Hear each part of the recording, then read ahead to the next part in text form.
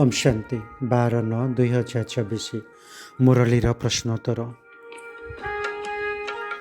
परमपिता परमात्मा निराकार ज्योतिबिंदु शिव बाबा प्रजापिता ब्रह्मा शरीर माध्यम आम पिला प्रति जो अमूल्य रत्न महावाक्य उच्चारण करिसेंति ताहा आधार प्रस्तुत होइछि एही मुरली प्रश्नोत्तर। एथिरे सन्निहित बाबा शब्द परमपिता परमात्मा शिवଙ୍କ उद्देश्य प्रयोग होइछि बोली बुझिबा पाई अनुरोध।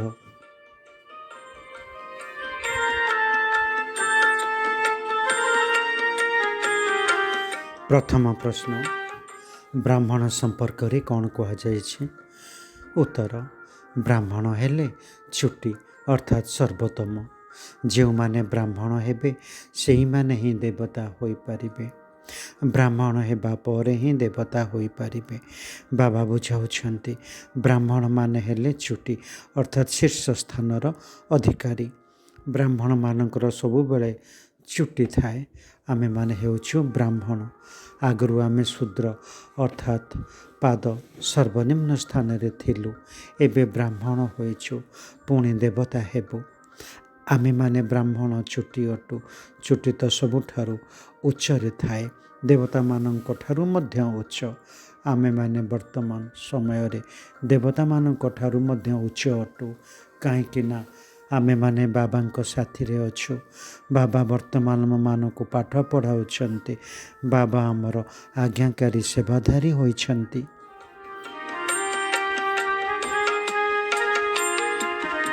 द्वितीय प्रश्न, शूद्र संपर्क रे कौन कहा जाइछि? उत्तर, शूद्र हेले पाद अर्थात सर्वकनिष्ठ। जो माने शूद्ररु ब्राह्मण हेबे सेही माने ही देवता होई परिबे। एही इंद्रप्रस्थ अर्थात बाबांकर मिलन सभार मुख्य नियम हेउछि कौनसी भी पतित शूद्र को एही इंद्र सभा को अना जाई पारिब नाही। जदि केही नहीं आसंती तेबे तांको उपरे मध्य पाप लागि जिवो। मुख को देवता कहा जाए, भुजा को क्षत्रिय, पेट को वैश्य, पाद को शूद्र कही थांती। शूद्र अर्थात नीच बुद्धि, तुच्छ बुद्धि। तुच्छ बुद्धि से मानक कह जो माने बाबा को जानी नाहंती, आहुरी तांकर ग्लानि करी चलछंती। एही आसुरी दुनिया रे मनुष्य माने असरंती दुख भोग करुछंती। एठार आयुष्य मध्य कम हो जाउछि। मनुष्य माने एही दुख को मध्य सुख बोली भाबी नेउछंती। आमे माने बारंबार कहूछु निर्विकारी हुओ, तथापि भी कहउछंती विष बिना आमे रही पारिबो नाही। काहेकि ना शूद्र संप्रदायर अटंती ना, सेथिपाई क्षुद्र बुद्धि हो जाइछंती। विकारर वशीभूत होइथिबा आत्मा को ही शूद्र कहा जाउछि।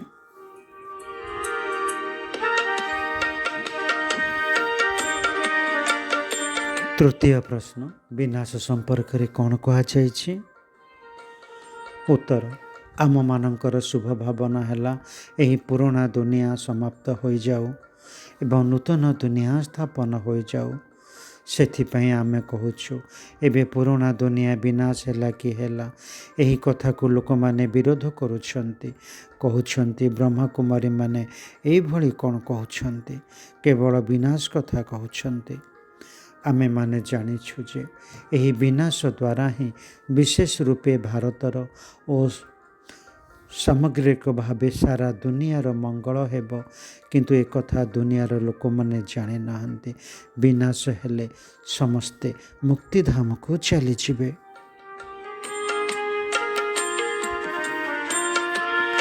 चतुर्थ प्रश्न, क्यों आत्मा माने विघ्न विनाशक अटंती?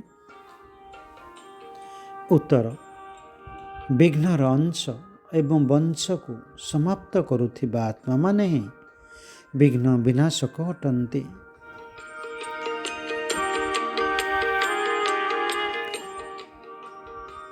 पंचम प्रश्न, बाबा काहाकू प्रयोगशाली आत्मा बोली कहउछंती? उत्तर, जो माने लाइट आधार रे ज्ञान जोगर शक्ति गुड़ी को प्रयोग करुथांती सेमानकु बाबा प्रयोगशाली आत्मा बोली कहिछंती।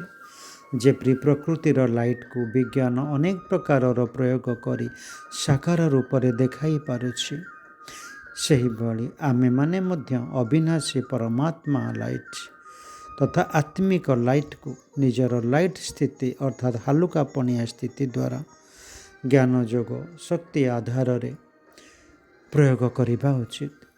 ଯଦି ସ୍ଥିତି ଏବଂ ସ୍ୱରୂପ ଡବଲ୍ ଲାଇଟ୍ ଅଟେ, ତେବେ ପ୍ରୟୋଗର ସଫଳତା ବହୁତ ସହଜ ହୋଇଯାଏ।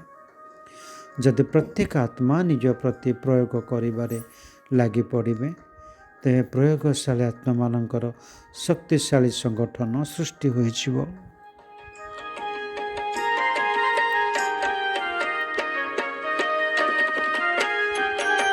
ଷଷ୍ଠ ପ୍ରଶ୍ନ, ମାୟା ସମ୍ପର୍କରେ କ'ଣ କୁହାଯାଇଛି? ଉତ୍ତର, ଆମେ ନିଜ ପାଇଁ ନିଜର ଦୈବୀ ରାଜ୍ୟ ପୁନର୍ବାର ସ୍ଥାପନ କରୁଛୁ, ଏହି କଥା ଜାଣିଛୁ, କିନ୍ତୁ ମାୟା ଆମକୁ ଭୁଲାଇ ଦେଉଛି। ଆମେମାନେ ଦେବତା ହେବାକୁ ଚାହୁଁଛୁ, କିନ୍ତୁ ମାୟା ଆମକୁ ବ୍ରାହ୍ମଣରୁ ଶୂଦ୍ର କରିଦେଉଛି। ଶିବ ବାବାଙ୍କୁ ମନେ ନ ପକାଇବା ଦ୍ୱାରା ଆମେମାନେ ବ୍ରାହ୍ମଣରୁ ଶୂଦ୍ର ହୋଇଯାଉଛୁ, ମାୟାର ବଶ ହୋଇଯାଉଛୁ।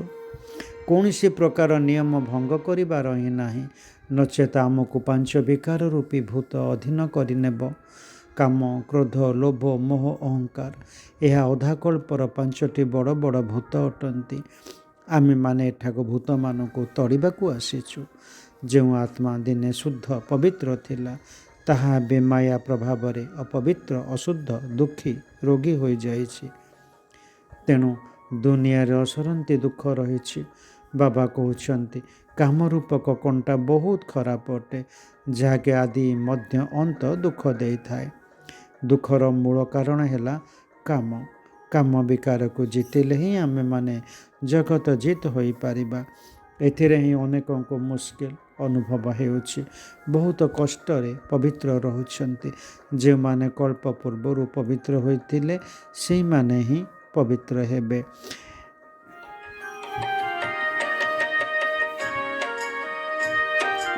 ସପ୍ତମ ପ୍ରଶ୍ନ, ଯୋଗ ସମ୍ପର୍କରେ କ'ଣ କୁହାଯାଇଛି? ଉତ୍ତର, ଆମକୁ ସ୍ୱୟଂ ଈଶ୍ୱର କହୁଛନ୍ତି ଯେ ମୋତେ ମନେ ପକାଅ। ଯଦି ସଦାସର୍ବଦା ଯୋଗଯୁକ୍ତ ହୋଇ ରହିବା, ତେବେ ବିକର୍ମ ବିନାଶ ହୋଇ କର୍ମାତୀତ ଅବସ୍ଥା ହୋଇଯିବ।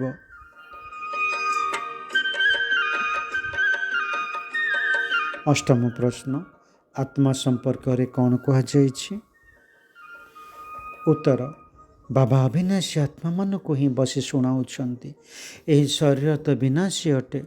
ଏବେ ଆମେମାନେ ଶରୀରର ଅଭିମାନକୁ ଛାଡ଼ି ନିଜକୁ ଆତ୍ମା ବୋଲି ଭାବୁଛୁ। ହୋଲି ଉତ୍ସବରେ କୋକି ପକାଇଥାନ୍ତି, ଯାହାଦ୍ୱାରା ସବୁ ଜଳିଯାଏ, କିନ୍ତୁ ଏହାର ସୂତା ଜଳି ନଥାଏ। ସେହିପରି ଆତ୍ମାର କେବେ ବିନାଶ ହୁଏ ନାହିଁ। ଆତ୍ମା ଅବିନାଶୀ ଅଟେ। ସେମାନେ ତ କହିଦେଉଛନ୍ତି ଆତ୍ମା ନିର୍ଲେପ ଅଟେ। ବାବା କହୁଛନ୍ତି ନା, ଆତ୍ମା ହିଁ ଏହି ଶରୀର ଦ୍ୱାରା ଭଲ ଅଥବା ମନ୍ଦ କର୍ମ କରିଥାଏ। ଗୋଟିଏ ଶରୀର ଛାଡ଼ି ଅନ୍ୟ ଏକ ଶରୀର ଧାରଣ କରେ ଏବଂ କର୍ମ ଭୋଗ ଭୋଗିଥାଏ। ତେଣୁ ଆତ୍ମା ହିସାବ କିତାବ ସାଙ୍ଗରେ ନେଇ ଯାଇଥାଏ। ସେଥିପାଇଁ ଏହି ଆସୁରୀ ଦୁନିଆରେ ମନୁଷ୍ୟମାନେ ଅସରନ୍ତି ଦୁଃଖ ମଧ୍ୟ ଭୋଗ କରୁଛନ୍ତି। ଯେଉଁମାନେ ପାଠ ପଢ଼ି ଶରୀର ତ୍ୟାଗ କରୁଛନ୍ତି, ସେମାନେ ସଂସ୍କାର ନେଇ ବି ଯାଉଛନ୍ତି, ପୁଣି ମଧ୍ୟ ଆସି ପଢ଼ୁଥିବେ, କିନ୍ତୁ ନାମ ରୂପ ତ ବଦଳି ଯାଉଛି। ଆତ୍ମାକୁ 84 ଜନ୍ମର ଅଭିନୟ ମିଳିଛି, ଯିଏକି ଭିନ୍ନ ଭିନ୍ନ ନାମ, ରୂପ, ଦେଶ, କାଳରେ ଅଭିନୟ କରିଥାଏ। ଏତେ ଛୋଟ ଆତ୍ମାକୁ ଅଭିନୟ କରିବା ପାଇଁ କେତେ ବଡ଼ ଶରୀର ମିଳୁଛି। ଆତ୍ମା ତ ସମସ୍ତଙ୍କ ଭିତରେ ଅଛି ନା। ଛୋଟ ମଶା ଭିତରେ ମଧ୍ୟ ଏତେ ଛୋଟ ଆତ୍ମା ରହିଛି। ଏସବୁ ବହୁତ ସୂକ୍ଷ୍ମ ଏବଂ ବୁଝିବାର କଥା।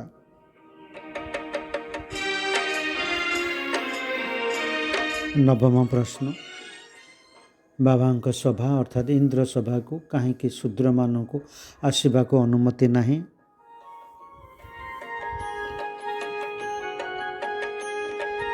ଉତ୍ତର, ବାବାଙ୍କ आमेमाने तो शिव बाबांकर संतान होइछु ना। या पूर्वरु आमेमाने शूद्र कुमार शूद्र कुमारी बेश्यालय थिलु। एबे आमे बेश्यालय रही पारिबा नाही। एठारे बाबांक निकटरे कौनसी भिकारी रही पारिबे नाही।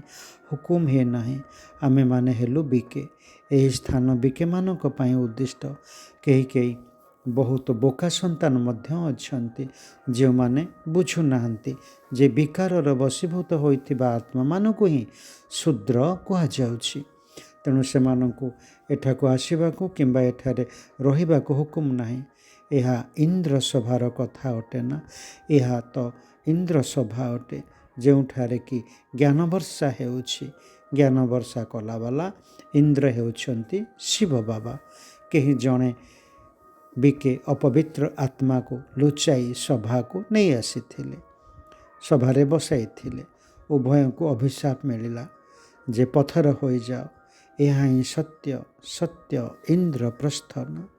यह कौनसी शूद्र कुमार कुमारी मानकर सत्संग नुहे। देवता माने ही पवित्र अटंती। शूद्र माने तो पतित। पतित मानंकु बाबा आसी पवित्र देवता करुछंती। एबे आमे माने पतितरु पावन देवता हेउछु। तेणु यह इंद्र सभा हो गला ना।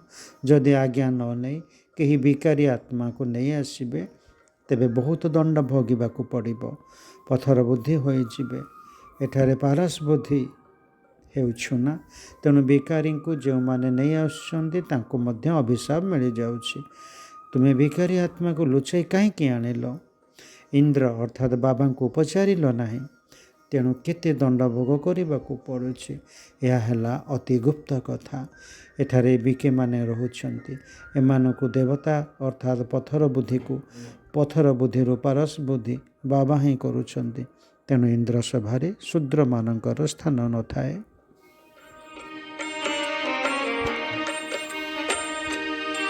दशम तथा शेष प्रश्न। आजिर धारणा पाई मुख्य मुख्य ज्ञान बिंदु गुड़िक कौन अटे। उत्तर जो संस्कार बाबांकर रही से संस्कार को धारण करने को हेबो।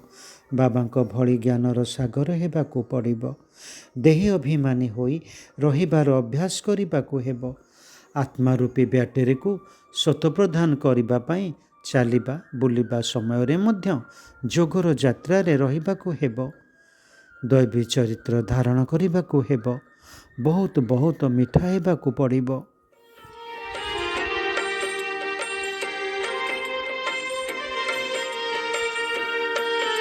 ओम शांति।